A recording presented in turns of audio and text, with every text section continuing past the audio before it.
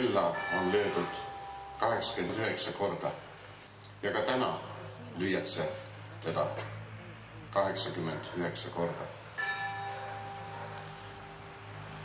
Seda võib öelda siin seistes tundub olema palju, kuid ligi 6000 korda peaks seda kella lööma, sest just sinna kanti on see hukkunute arv, mis kadus meie vabadussõjaga. Väikesele rahvale on see väga suur arv. Väike rahvas kannatab ju iga meie rahvaliikme kadumise läbi. Kuid see, mis need meie kaasmaalased vabadussõjas tegid, oli nii suure tähtsusega, et seda ei ole võimalik mitte kuidagi üle hinnata. Tänu nende mehisusele oleme meie täna siin samba juures, vaatamata kõigile nendele raskustele ja okupatsiooniaegadele, mis Eesti rahvast üle on käinud, oleme ikkagi vabad. Oleme me uhked ja oleme me tugevad. Meid on palju rohkem, kui me oskame üles lugeda, sest meie võim on võimas. Meie tahe on võimas.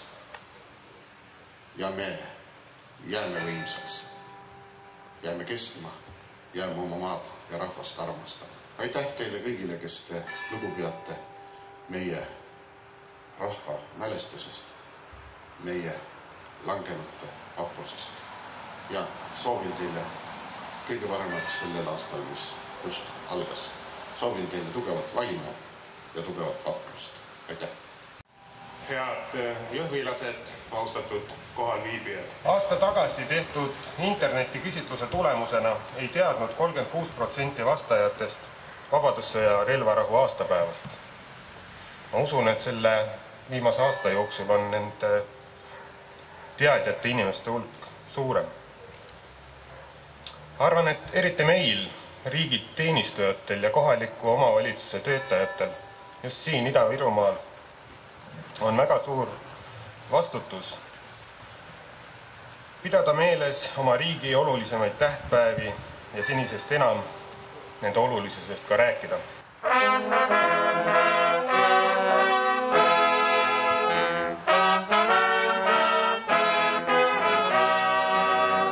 Kui rääkida sellest päevast, siis me peaksime natukene paar aastat oma ajaloo lehekülgi tagasi pöörama ja alustame aastast 1918 ja jälle Ida-Virumaas, just Narvas, kus tõesti 28. novembril alustasid punaväed suurt ja laialdast pealetungi Eesti Vabariikile selleks, et luua siin Eesti Nõukogude Vabariik.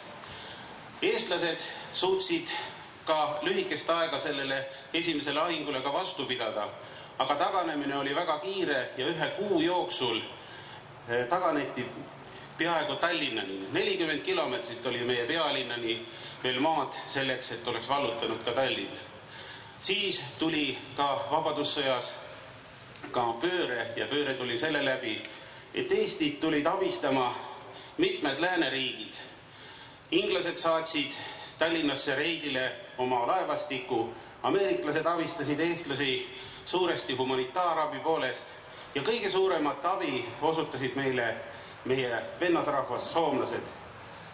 3500 Soome vabatahtlikku tulid Eestimaa pinnale, et lüüa tagasi need punaväed, mis tahtsid okupeerida Eestit. 1919. aasta oli väga suurte lahingutega nii Lõuna-Eestis, Kesk-Eestis kui ka Pihkva ja siis Peterburi all ja 1919. aasta novembris otsustas Nõukogude väejuhatus veel ühe katse teha selleks, et lämmatada noor Eesti Vabariik ja alustati jällegi pealetungi siin Narva poole, Narva rindel. 160 000 punaväelast ründasid Eestit, eestlaste poole pealt oli kõigest 85 000 meest.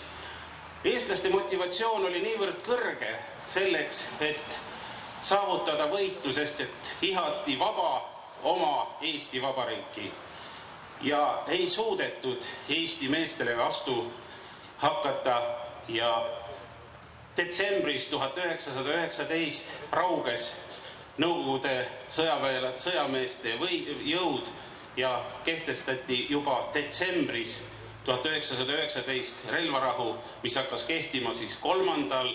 jaanuaril 89 aastat tagasi. See oli suur võit, kuna vabadussõja võiduga järgnes ka 20. aasta Tartu rahu, millega kehtestati Eesti Vabariik ja märtsis 1920 vahetati ka Venemaaga ratifitseerimiskirjad, kus Venemaa lubas, et tal ei ole mitte ühtegi pretensiooni Eesti riigi vastu ja tunnustas Eesti Vabariiki.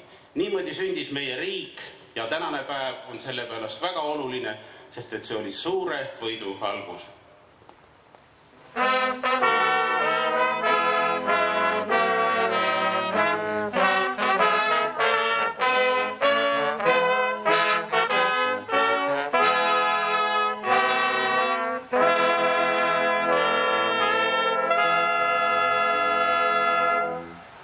Vennad Kristuses, daamid ja härrad. Praegu on juba palju numbreid nimetatud. Ma kordaksin ainult seda, et 89 aastat tagasi vaikisid relvad. 89 aastat tagasi algas Eesti Vabariigi ülesehitamine ja kuigi sellel oli vahepeal mitukümmend aastat kestnud paus, kestab see edasi ja kestab edasi uhkuse ja rõõmuga. 19 aastat on relvarahu tähistamiseks helisenud kirikukellad siin selle kirikutornis. Loodetavasti hakkab iga aastaga üha rohkem ja rohkem inimesi seda sündmust endale teadvustama ja tõepoolest, see on meie kõikide jaoks, sõltumata sellest, millisesse rahvusesse keegi kuulub. See riik, see maa on meie kõikide üles ehitada, kõikide rajada. Ja need inimesed, kes langesid, olgu siis veel kord numbri nimetatud, lahinguväljal on langes 2121 inimest, haavadesse haigustesse oli 2058 inimest, ühtekokku kaotati vabadussõjas üle 6000 surnuna, haavatuid oli 12 000. Võib tunduda, et need numbrid on väikesed, aga nende numbrite taga seisavad inimelud, inimeste kannatus, inimeste töö ja nende taga seisab sadade tuhandete elu, millisena me tohime seda praegu elada. Igavest rahu anna issand neile ja sinu igavene valgus paistku nende kõikide üle. Amen.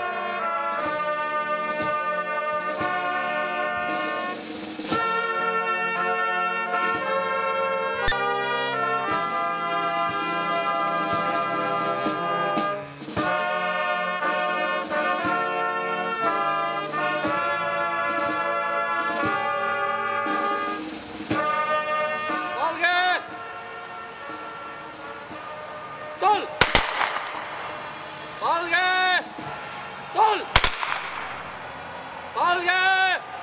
Tol!